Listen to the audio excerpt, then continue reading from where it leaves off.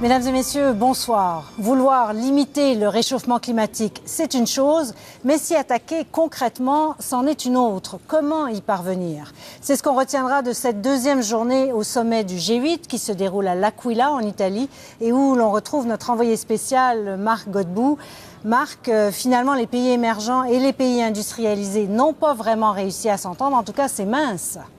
Le temps presse, Céline, et ici, toute la journée, le sentiment d'urgence était palpable. Il ne reste que quelques mois pour négocier l'accord qui doit succéder au protocole de Kyoto.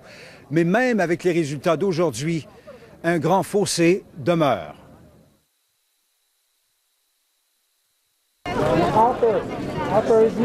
Ce n'est certainement pas le genre d'attention qu'un premier ministre souhaiterait ici. Les leaders des grandes puissances s'inquiétaient encore une fois de l'absence de leur homologue canadien. Stephen Harper s'est finalement pointé, évitant de répéter ce qui s'était produit au G20 de Londres. Qu'est-ce qui explique son retard? De quel retard? Le premier ministre était là. Le G8 n'a jamais été la grande tribune des progrès dans la lutte contre les changements climatiques. Mais cette fois, pays développés et émergents ne veulent surtout pas véhiculer cette impression. La plus grosse économie à ne pas avoir signé l'accord de Kyoto prend la direction du mouvement, alors que les attentes n'ont jamais été aussi élevées. Barack Obama vante son leadership qui a permis de convaincre les 8 de s'engager à limiter le réchauffement climatique à 2 degrés et surtout réduire leurs émissions de 80% d'ici 2050. Le problème, les pays émergents ne sont pas prêts à aller aussi loin.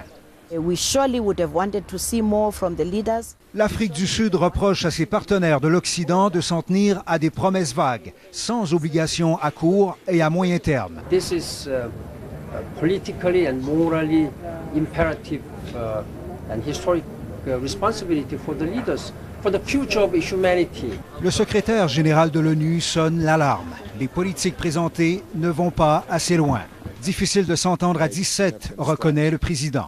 It is no small task for 17 leaders to bridge their differences on an issue like climate change. Stephen Harper lui-même reconnaît les limites de ce qui a été accompli. La chose la plus importante nous manque encore et ce sont évidemment les cibles. Et on va avoir des négociations difficiles, je pense, pendant les mois à venir. Les politiques du Canada sont encore c'est des politiques qui sont annoncées, proposées, même pas en place, mais même ces politiques-là sont très faibles.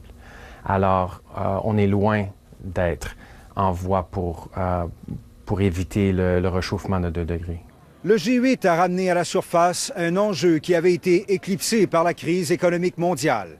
Mais cela suffira-t-il à donner l'impulsion nécessaire pour arriver à l'accord qui doit succéder à Kyoto et être complété à Copenhague dans à peine 5 mois?